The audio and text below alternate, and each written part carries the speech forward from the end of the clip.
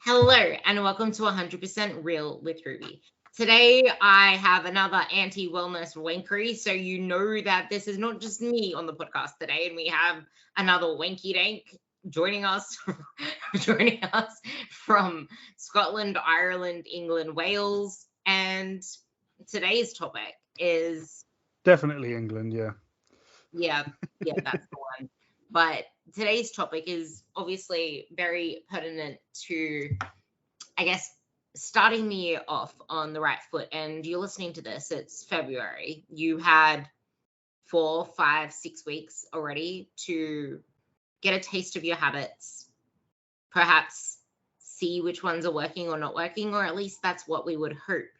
Because a lot of the time when we fail, when we struggle, it's not seen through a lens of let's see what works, let's see what doesn't work, let's see what serves me, or even just giving it waiting time because you're not going to master something off the bat. You're not going to master all your habits off the bat. And something that too many people do is they set too many habits, they get overwhelmed, and then kaput. And one of my girls said to me today, she commented on one of my posts saying, am I sabotaging myself by not focusing so much on lifting weights, just getting my steps in? And I'm like, no, the thing here is that you have a one-on-one coach.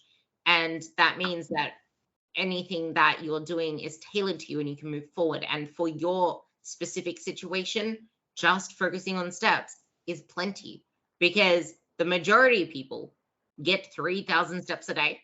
Not only is that terrible for health, terrible for longevity, terrible for your metabolism in itself, everything, but like that in itself for a female, especially for a small female, for a short female, for anyone wanting to see changes in their body, in how about in just today's society where there's food everywhere in a hedonic environment, just bringing your steps up gives you more buffer room for calories as a starters. It is a form of exercise. No, walking and steps are not cardio. It annoys me when people say that steps are cardio. No, they're not. Walking is not cardio, but it is exercise. It is fitness. And it is one of the best things you can do for your health, one of your best things you can do for your mental health, for everything. So what we got her doing is literally just focusing on steps. I don't care if she doesn't hit the gym that week, just steps. For someone who has never had a long streak of getting at least 8,000 steps, getting her up to 8,000 consistently every single day is a huge habit. And we're also tacking on the vegetables and the water because they're things that we've already established before. We're not focusing on 3 new things at once because this is what we're leading into.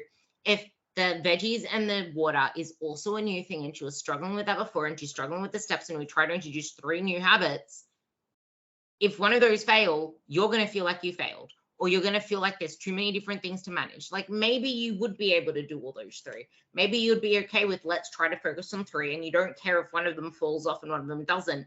It's just trying to have less crosses on the board, more ticks on the board.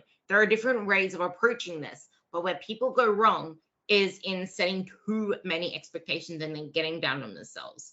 I have 2 different themes within the same theme for my habits as an example before I let Tom go off on his spiel. But I have 2 different themes within one of mine. My biggest theme is focus on one thing at a time. And then I have different things under there. And there are some habits that I haven't even circled a bubble on yet. But there are other habits where I haven't missed a streak in the last 8 days because we're recording this on the 8th of January. And I'm going to keep that streak going. But this is going to be why smart goals are dumb goals. They're not smart, they're dumb. And with the way that I set my goals and habits, see, this is the thing, like you shouldn't exactly be calling them goals. They should be habits that you're setting because it's the habits that lead to the goals. You should know what your vision is in the end, but you're not setting goals to hit each month, each week, whatever it is, because being goal focused, being outcome focused doesn't get you the outcome. You haven't established the steps that lead there. Who do you have to be? What does that person do every day? What habits do they not do? What do they say no to? What won't they accept in their life? Those are very, very key to you moving forward. If you don't know who you need to be to get to where you want to be and what that person does every day, what that person doesn't do, you're not going to get there. And you don't need to know right now. You're figuring it out along the way. And this is why failure is necessary. You should be keen to fail because you're figuring out what doesn't work. You might need to fail at the same thing a few times because maybe if you failed it the first time, it's just because of a different factor, which is why I share my failed squats all the time. It's not that doing the squat was wrong. It's that there were other factors playing in, maybe a lack of self-belief. Maybe I dumped it too fast. Maybe I leaned forward too fast or too far. Like there are other factors aside from the fact that maybe I shouldn't be squatting, I should be deadlifting. No, because I should be squatting because it's squats. So there are different factors that play into it. You need to figure out what yours is, but you can't do that if number one, you have unrealistic expectations. Number two, you have impatience. And number three, you have too many habits to juggle that you're leaving no room to even succeed. But as I was saying, one key factor for me in trying to get success in a habit that I'm eager to keep every single day, and I want to say I've ticked this off every single day, no exception, is reading my book. I know that I would ideally want to read 10% a day or 1 hour a day. Days like today, I don't know what the fuck I'm going to do, but I can say that I can tick it off because I read 2% already. I made sure I read 2% before my podcast. Now, what I'm trying to say is, what's your minimum effective dose? I have this Team Ruby template that I use with the girls, which is what's your orange light? Your red light is what you're not going to be happy with. For example, if it's related to food, I ate the whole Tim Tam pack and I feel like shit. That's red. Probably what's ideal for you is I ate two Tim Tams and I'm happy with that. Maybe that's your green. What's your orange? I had two. I accidentally slipped another two. But you're not going to beat yourself up about it because you didn't eat the whole packet, which is what the red bar is. So know what your ideal is, know what okay is, and then know what you want to avoid. Because if you can at least stop yourself at the orange, that is a step forward. So know your minimum effective dose. My minimum effective is 2%. I got that, and I am adamant to try to get a little bit more before I go to bed tonight because it's really freaking late. Now, why are SMART goals in fact dumb? First, what is a Tim Tam? I've often wanted to ask an Australian person that. A Tim Tam is absolutely overrated, and I reckon they're absolutely disgusting, to be honest. I used to like them dipped into... Actually, no, I didn't. That was Scotch fingers. You do know what Scotch fingers are, don't you? Maybe. Okay, sorry, I forget. Arnott's is Australian. So Scotch fingers are probably the most unhealthy thing you can have, and I used to go through half a packet of them dipped in milk, and it's they're just, it's like shortbread. It's just shortbread. It's full of butter, full of saturated fat, and all artery clogging yumminess. But I don't enjoy them anymore. They taste like, I don't know, they taste, well, one is good, but after one, it just tastes like you're eating butter. And I think that's just because I don't eat butter and I don't eat very oily things. So I really taste the potentness. But this goes back to you can change your taste buds. You just need to adapt to it. This is the healthy habits thing. You just need to force yourself in that discomfort for long enough that the alternative starts to feel a little bit more disconnected and foreign from you. Funny how we make all these connections, but a Tim Tam, I reckon Oreos are so much better than Tim Tams just because the biscuit of the Oreo is nice. I just don't really like the cream inside it because the cream is just, it ruins it. And I think that's why I don't really like the cream inside the Tim Tams. But I don't know. I reckon they're just overrated. See, Milo, if there was like a Milo biscuit, that would be nice because Milo actually has a nice flavor. What the fuck is Milo? What is that? Okay, so Milo is like chocolate malt flavored powder. Oh, okay, I can get down with that. You put it in milk, I guess. Yeah, you can do that too. That sounds pretty. It's like a Milo flavored protein anything was one of my favorite things ever. After I used to also just put the Milo into a spoon and I used to eat that because I don't think Milo in milk tastes nice. I reckon Milo on a spoon, just dry scooped, kind of like that works. But you know, we can dry scoop in Milo. Right. Anyway, so workout. So why are SMART goals dumb? And I hope you guys actually remember that last little bit that I said in the fact that you can change your habits. You just need to get more disconnected from it, which leads into why are SMART goals dumb. So SMART goals, if you're not fully up with what we're talking about, a SMART goal is a goal It's the framework for goal setting that people are told to use in any like 1-day workshop that you'll do that talks about goal setting. You'll see this in every single corporate presentation. You'll see this in every level 3 personal training qualification. This is how you set goals. You use SMART goals. So what you do is you take a phrase, which it might be like, I want to lose weight, and you turn that into something that is specific. So rather than lose weight, what do you want to lose? Do you want to lose kilos? Do you want to lose inches off your waist? Do you want to use dress sizes? Like, what is it that you actually want to change? And then you make it measurable. So it's like, all right, so how many kilos, inches, whatever do you want to lose? Then you need to make sure that it's achievable. You need to make sure it's relevant to broader life goals, and you need to make it time bound so that there's a deadline. So I want to lose weight might turn into I want to drop 2 dress sizes before my wedding next year, something like that. The big issue with that is, in my opinion, the fact that it necessarily focuses on outcomes. And as Ruby said, like, you ain't in control of your outcomes. The only thing that you can control is the shit that you do. And even then, I would argue that you can't even really control that in the way that people think you can. I think what you can do is you can control the effort that you put into engaging in certain behaviors, and the world around you will affect your ability to do that. For instance, just to give like a really extreme example in case people don't know what I mean, if it is the case that you miss the gym because your child is in a car accident and ends up mortally wounded and they have to go to hospital for 3 weeks, I wouldn't argue, therefore, that that is your fault. And I would argue that it was not in your control to do the sessions during that time because life conspired against you. And other things will happen similarly. I had a client who, on the 19th of December, had a project dropped on her desk that needed to be done by the 19th of January. And it basically meant that other than Christmas Day, she's worked around the clock. She hasn't trained since the 19th because there's physically no time.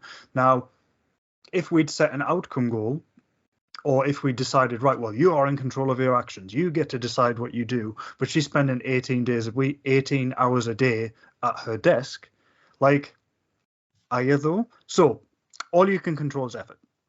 So the issue that I've got with SMART goals is it necessarily sets people up for this like failure thing.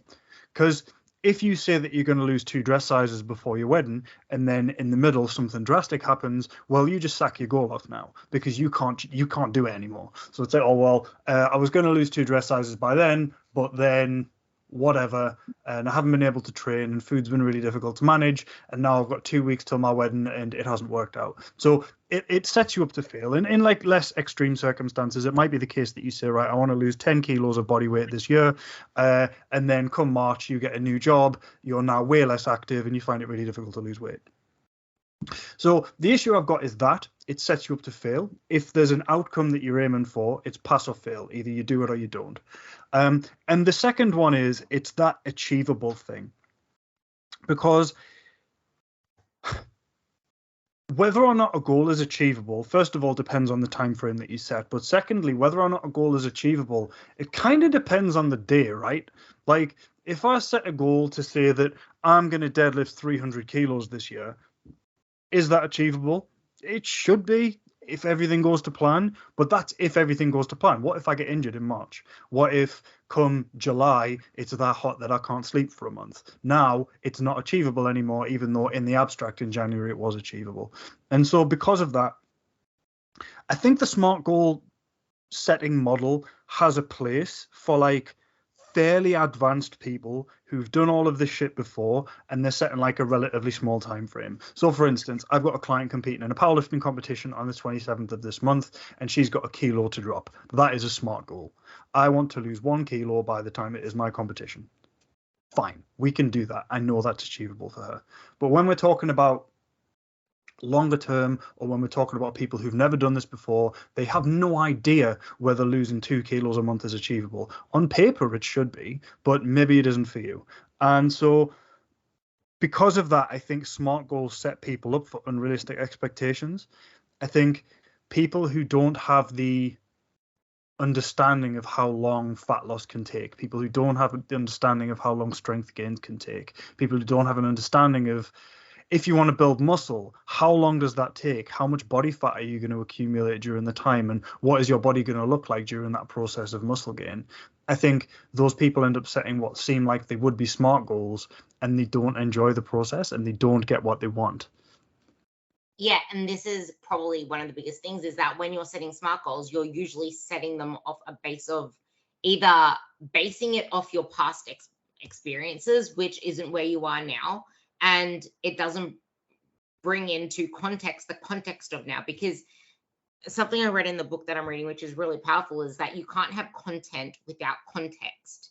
Like, the content is the smart goal, the content is the things that you're trying to do, but that means nothing without context with the environment. And I also learned from it that a lot of people just identify themselves as a person. This is who I am. But no, you are not independent. You are interdependent on your environment. Who you are around your family, you're different than who you are with your friends. In one environment, you're different from the other environment. Like, who you are is dependent on your context, your environment. But the one thing that should remain the same, which doesn't remain the same for so many people because they're so disconnected from themselves, is your core values, is your guiding compass. It is hard to it's hard to stay engaged with who you are and connected to who you are if you are so focused and you let your life be dictated by numbers and figures. And this is a really big part of what Tom said, because a lot of people say they don't know what weight to aim for. It's almost like a weight is the end of everything. And then people say, oh, I'm fine with the scale weight now, it's how I look, or it's my clothes. But that still poses an issue, and what's realistic there. And you don't see yourself as you are anyway, and you see yourself every day, and you are your own harshest critic. And it's like, in some aspect of the sense, you are comparing yourself to something, regardless of what it is. If you're saying that progress is too slow, or you're trying to get a certain speed of progress, it's like, where are you getting this from? We are mostly unaware of it, but where is it coming from? You have this expectation that things should happen yesterday. So then this is where smart goals fail, because number one, it has too much rigidity. Like Tom said, life isn't linear. And it's such a narrow emphasis focus that what if you need to take a detour? Are you just going to park your car while they have the roadworks going on and not get to where you want to go, because you don't even know how long those roadworks are going to be going on there? You need to find alternate paths. And something that I thought was really powerful in the book as well, a different book, is there's a difference between a path and a road. A road, you have a strict thing to follow. There is no other way around it. Regardless of what happens, it doesn't account for life happening. A path hasn't yet been established. You're creating your path as you go. It's forever winding. You might need to, like, you're creating your own path through the ground and all that kind of other stuff. And I guess it doesn't take into consideration your emotions. And your emotions can set you off a lot. And it's like, is what you're saying based truly on fact, or is an emotion coming into this that's misguiding your perception? Because you can say, no, it's fact. Is it really? Because your emotions can still be clouding that. Because everything that you see and everything you hear is based off the filter that your biases, your preconceived notions put you through. Got one more thing to add, and then I'll let you take it. I'll just jump in on that, because Sorry. that was a really, really good point. And when it comes into goal setting, a big issue with goal setting is that people tend to set goals when they're really motivated. So a person will sit there feeling incredible, and it's like, right, this is what I'm going to achieve by this time. And that person sat there setting that goal is probably capable of that. But that person sat there setting that goal is not the same person as the same individual 2 days later who's just worked 3 really long shifts. Like, that's not how that pans out. And the issue that people have, I think, is that you need to cater for your low points. You need to set goals that factor in that sometimes you are going to be extremely tired or stressed or busy or limited on time. And so if you set a goal that seems reasonable, remember that you're probably setting a goal in the optimal position.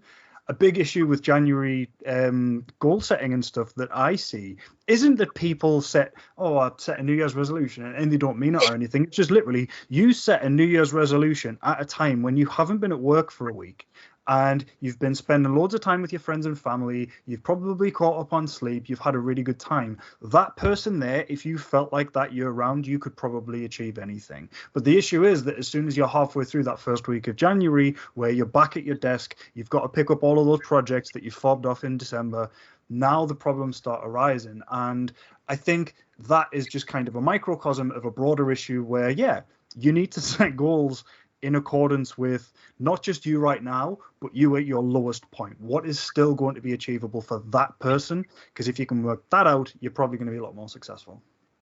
Yeah, exactly the very point. That's why it's so important to go back to what I said with what is the minimum effective dose that you're going to allow, but also planning for that bad week. But the most important part of all of this is, okay, cool, you've set whatever goal it is. There is something in my throat, but where are you getting your information from on how to get there? A lot of people, for example, use calorie calculators, which are completely inaccurate. They don't know your history. They don't know so many things about you. And your metabolism is dynamic. Your height and your weight alone are not enough to dictate your calorie input. And so many people as well, they do macro splits, like 30% this, 20% that, 50% that. It's like that in itself is dumb as well. So it's like, where are you getting your information from? Because that will guide which path you take. And guess what? You might take a path that gets you super quick results, but then you struggle, you fall off track, you fall back to the beginning because you took the wrong path, even though it seems like the right one, because, oh my God, I'm getting fast progress. And I mentioned this example so many times before because it stands out to me. One of my clients was saying that her progress was slow. I'm like, what are you comparing that to? And what we came to the discovery was she was basing it on her past keto experience. She dropped the weight. She felt good. But it's like, what are you saying makes you feel good? Is it the fact that you're actually seeing weight go down? Do you actually feel good? So that's another thing, because when we look back in retrospect, it's like, I felt good. Did you really feel good? Because you don't remember context back then. It's construed. I mentioned this on some podcasts before. You would have listened to it because you've listened to my podcasts. But your perception of your memories is false. And going to the long-term mindset, so many people set smart goals in a short-term mindset. And that is only going to get you short-term results. But I want to give some examples of where a lot of this comes in, because it's a lot of women focus and overemphasize cardio. So that is one of the biggest. Well, actually, let's talk about how we can improve it first, and then we'll talk about the fallacies. Reframing your goals, which is something that Tom brought up before, which is something I want him to kind of emphasize very soon. And that's fixating solely on weight loss or appearance related goals.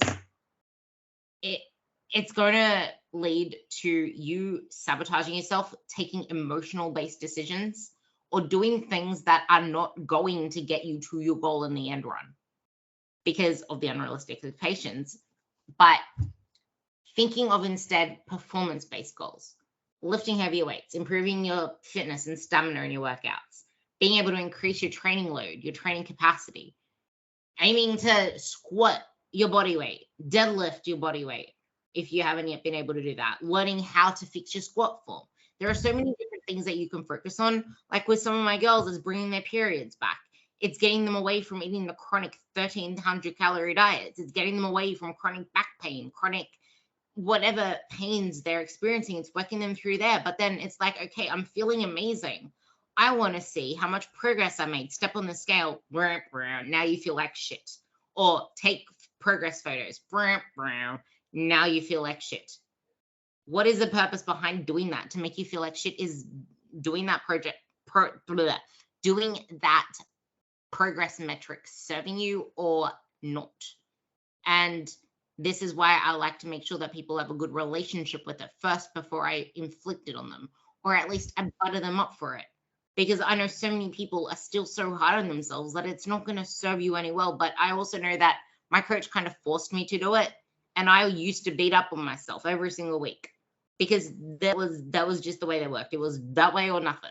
And I hated it because I was going through my I need to heal my body phase. I felt fat. I felt gross. I felt heavy. I complained every single day I needed to weigh in because he made me weigh in every single day. How fluffy and bloated and gross I felt.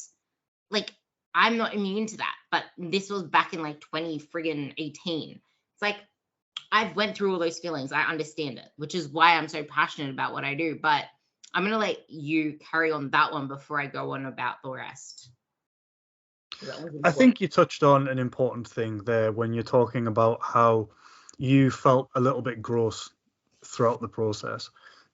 I've worked with a lot of women now who want to gain weight, and start again.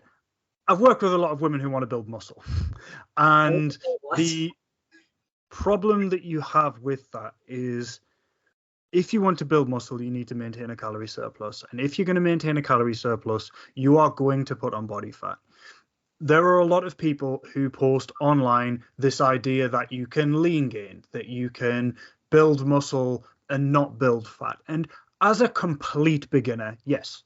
As a complete beginner, you can eat at maintenance and lift heavy weights and you'll drop body fat and you'll gain muscle. That will happen. And anyone who says that won't happen has never read a piece of research in their life, because it happens in every single fat loss paper where people lift weights. However, if you want to build like appreciable amounts of muscle, you need to get heavier. And for a lot of people, that can be a massive barrier. We've had a lot of messaging. I don't know what it's like in Australia. I can imagine it's the same. We've had a lot of messaging in the UK over the years, especially in my view from like the late 80s through to like the 2000s, about how especially women should be smaller. We had the size 0 thing. We had the thigh gap thing. We had all of that. Britney Spears is really fat when she looked like completely normal. Like, all of that messaging was put out all of the time. And so there are a lot of women who are very, very, very scared of gaining body fat. And this holds them back massively from building muscle. And I'm not saying that men aren't affected, but it certainly seems to be less. And I think when you set a goal of muscle gain, you need to consider that, because if at the outset you're saying, right, I want to build muscle, I want to get my deadlift up to whatever, if that doesn't include in your mind, I might have to buy a slightly greater size of jeans for a while, it's going to be a really difficult process for you. So just sort of be aware of all of the little ins and outs of those things if muscle building, if anything like that is your goal, because that fat gain it's literally unavoidable unless you're going to use steroids, which is how a lot of people do it on Instagram, that and just clever photo posting. So I used to talk to an influencer back in the day when I used to work, I worked for a company and we did like expos and stuff. And there was I'm not going to name her, but there was a specific influencer that I used to talk to quite regularly. And what she would do is she would do a diet and she would do like 4 photo shoots in different clothing in different areas. And then she would bulk for a while and just drip feed those posts throughout the year. And then she would just start posting. Then she would start dieting again, and then she would do a new photo shoot. So it looked like she was shredded all the time and just getting bigger and bigger and bigger and bigger. But it's just simply she wasn't posting her off-season photos. And this wasn't like a massive bodybuilder. This was someone where you look at their photos and it's like, oh, she just looks really fit. But yeah, like it's not done without fat gain, and you can't avoid that. And the thing is, physical, I don't know how many times I say this. Physical results are a lagging indicator no matter what you do. And just because you're working your ass off does not entitle you to results. It's like my mantra now. You can work your butt off. But number one, is it smart? If you have a coach, then yes, it will be smart if you're actually listening to what they're saying and fully invested into the process and not pulling out the seeds all the time. But yes, okay, you're doing the smart things, but you can be doing all the right things and things can still take a really freaking long time to work. And your body is once again dynamic. You don't know the other external things happening. Are you under high stress? Oh, here's another thing that a lot of people forget when they're making their SMART goals. How is your sleep? Because that impacts so many things. How is your recovery? It's like we forget these little elements that allow us to make the progress forward. Because I know that I feel like rat's ass. I'm going to want to eat more. I'm going to want to move less. I'm going to be less motivated when my sleep is poor. So that's not going to really lead to 10 to favorable outcomes anyway. But like Tom was saying, which I am in love with this in love with this podcast now, because I've wanted someone else to say it for so freaking long. You are going to have to accept some fat gain in the process of building muscle. And if body recomp is the goal and you can build on maintenance, which is what I try to get a lot of my newer lifters to do, or those that haven't been at it for a long time, or they haven't trained specifically for a long time, is I do put them on maintenance, and I try to make sure they're pushing themselves really hard in the gym so we can see some physical results, because you will be able to. But the thing is, if body recomposition is the overall goal, you're not really going to see that much change week to week, let alone month to month, because you are literally just trying to lose muscle and lose fat and build muscle at the same time. Like, that process is going to be slow.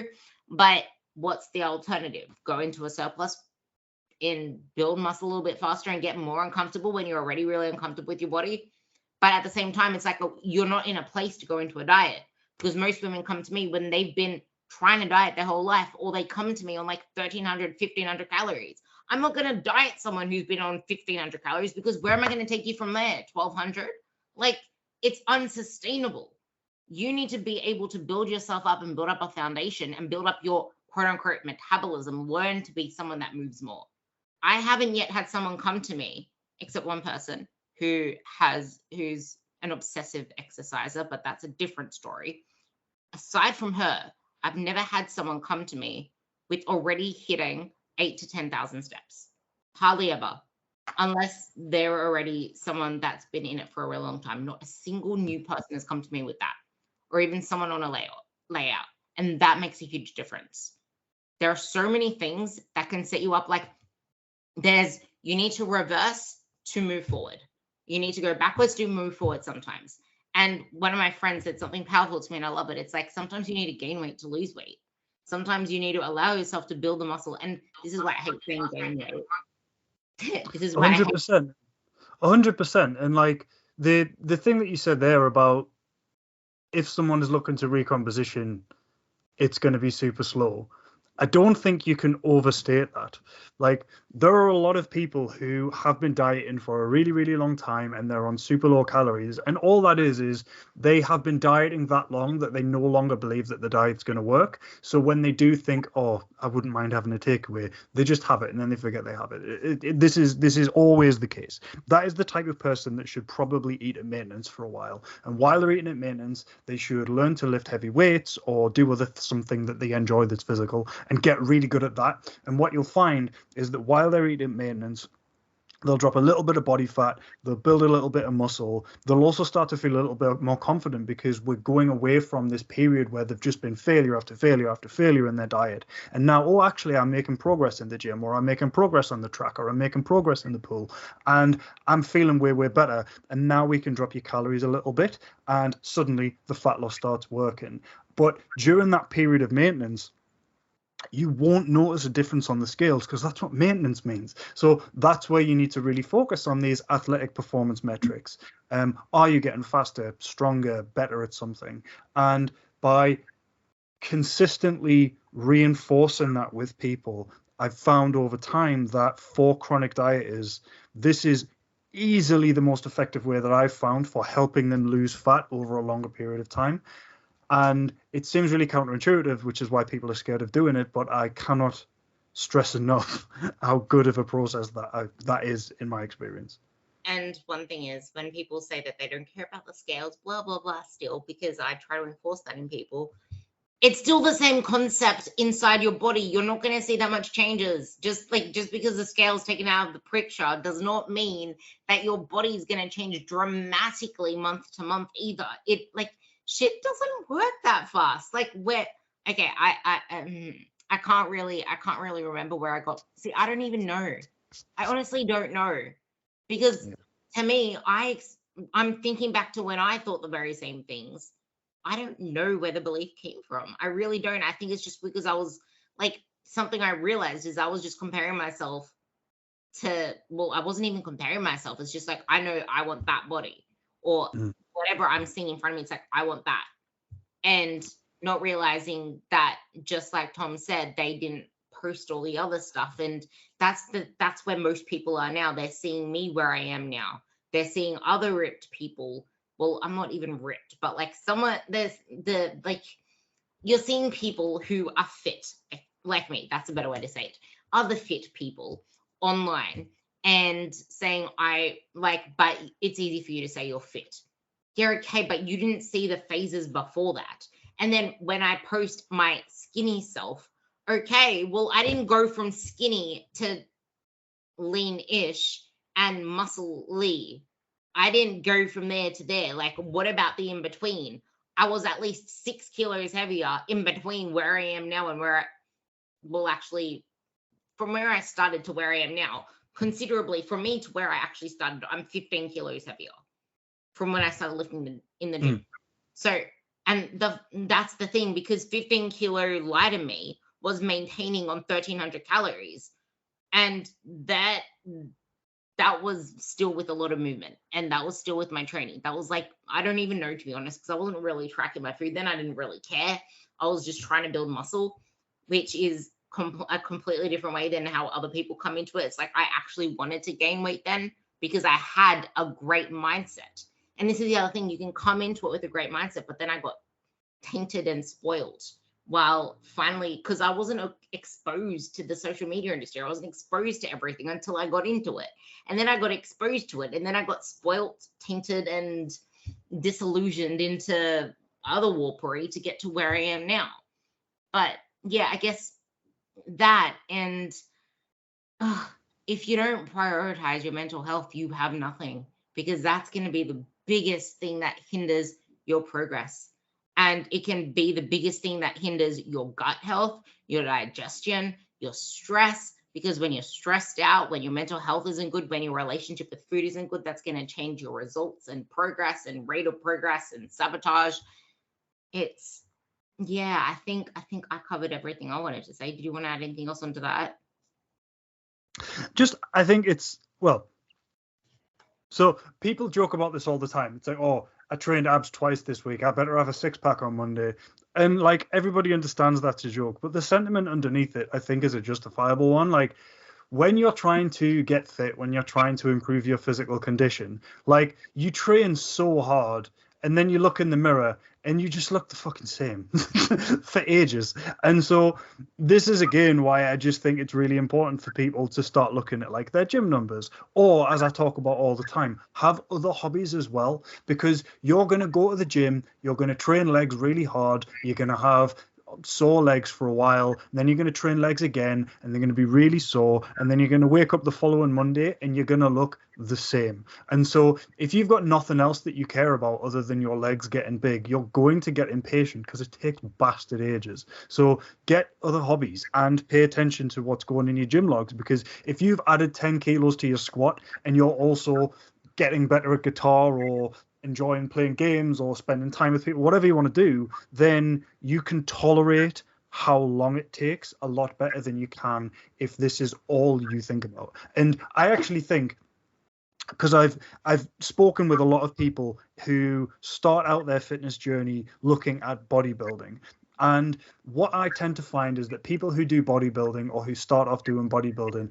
it's all they think about. It's like, right, bodybuilding is my lifestyle. And they go to the gym, and they come away from the gym, and they watch videos about going to the gym, and they look at memes about going to the gym, and they follow fitness influencers, and everything's about the gym, and everything's about the gym. And at that point, it's not surprising that these people get impatient and start using gear.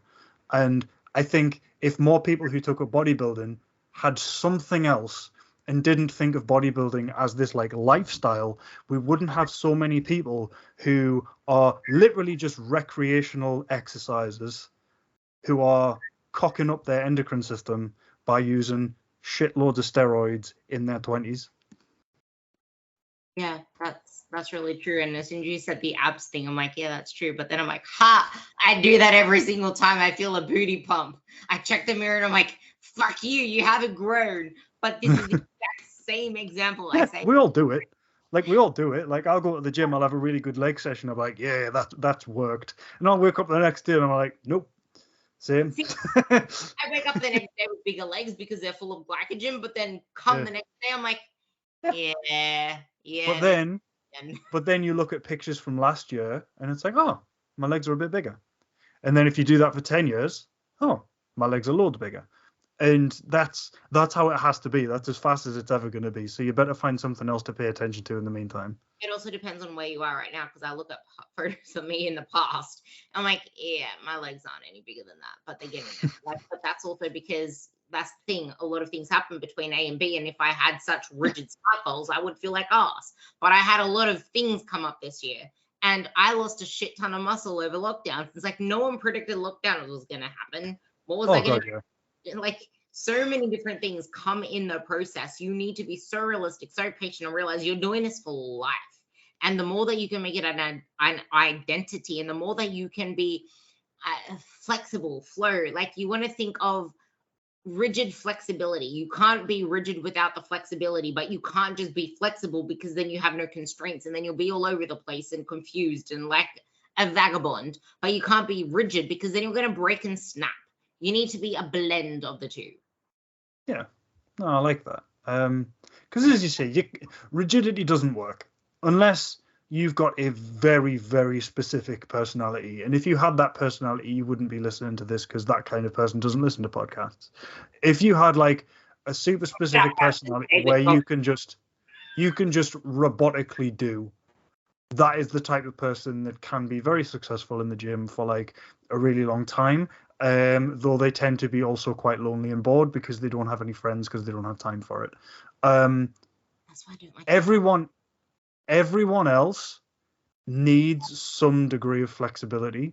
But as you say, you can't go too far. We live in an obesogenic environment, in a society in which exercise is not actively but passively discouraged.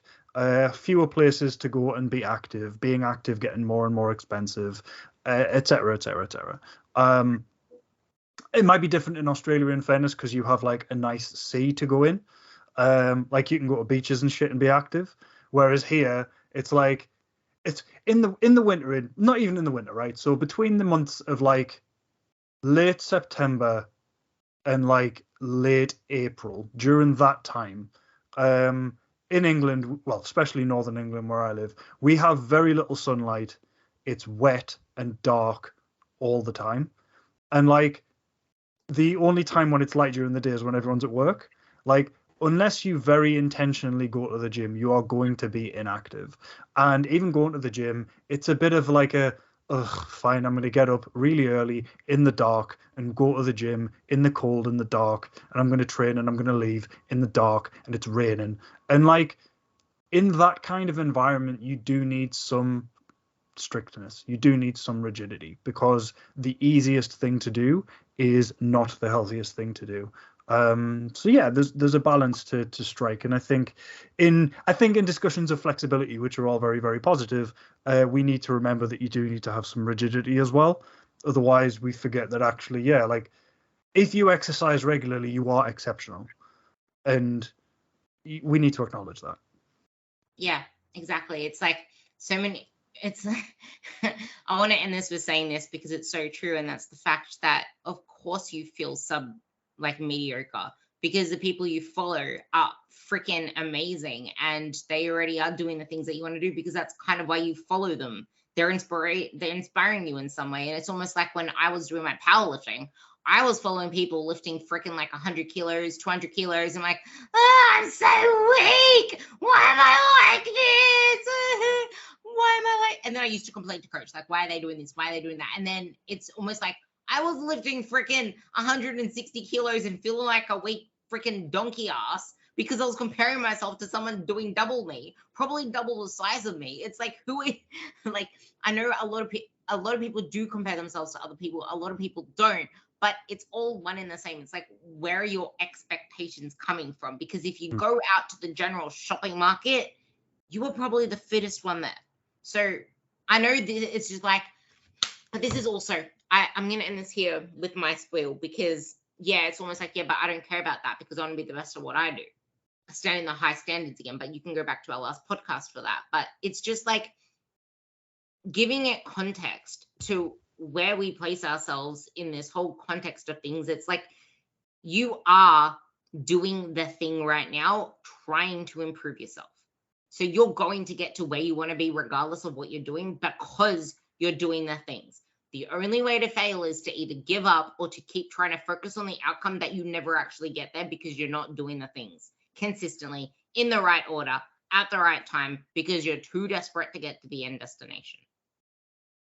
100%. 100%. Tied off. It has to be you comparing yourself to where you were previously. It has to be that, right? So just to give an example, I had a few clients doing their first strength competition last year, and one of them, Kim, won her first ever competition, and everyone agrees Kim did absolutely phenomenally. She did fantastically and she won. Okay, if there were 3 freaks turned up, and by freaks I mean that in the nicest way possible, there are some freaks out there. If 3 freaks turned up and they battered Kim's deadlifts by 70 kilos, has Kim done any worse just because she didn't medal? No, she did exactly as well as she did when she won. And so in any competition, in any realm of fitness, you have to compare your results to your previous results. And even then, like, if your previous results were 2 years and a child ago, it's probably not fair to do that comparison. But you need to compare what you're doing against what you're doing because you cannot control the performance of the people around you. So just focus on what you're doing and you'll be fine. Yeah, exactly. I'm so happy you brought up the child and the person, but I think that ties us up nicely. Yeah. And if this helped you in any way, please let us know, and let us know if you liked this anti-wank for this week. And if you have any more wanks that you want us to anti, let us know, and we will anti them up and butter them up with some accents and goodness. And let's not dip it in some milk with Tim Tams because that would be a disaster. Because yeah. Anyway, love you all and let us know. Yeah. Yep. Are you gonna try Tim Tam? Are you gonna try Tim Tam? I'll buy some Tim Tams on Amazon. Hold on. Can I buy Tim Tams on Amazon? And then I'm absolutely gonna have to take this dog out. Not that he's itching to go out or nothing. He's literally asleep on the floor. But oh, there we go. What flavor of Tim Tams should I get? I haven't had Tim Tams since high school, but I would probably say original, chewy caramel, or double coat are the ones I can see. Probably get the original. Caramel is disgusting. Well, that's just my opinion of caramel. Add to basket. Tom will let us know on the next podcast what he thinks of Tim Tams. I'll spend 6.9 Great British pounds on some Tim Tams. I'll tell you, they're good. Let's see. Tom will let us know, and maybe you could let us know your favorite flavor. I don't even know the flavors, but if you're a fan of caramel, please let me know, because I reckon caramel just ruins the flavor of any chocolate. It's too sweet, too over empowering. But yeah, love you all and have an amazing rest of February. Cheers, y'all.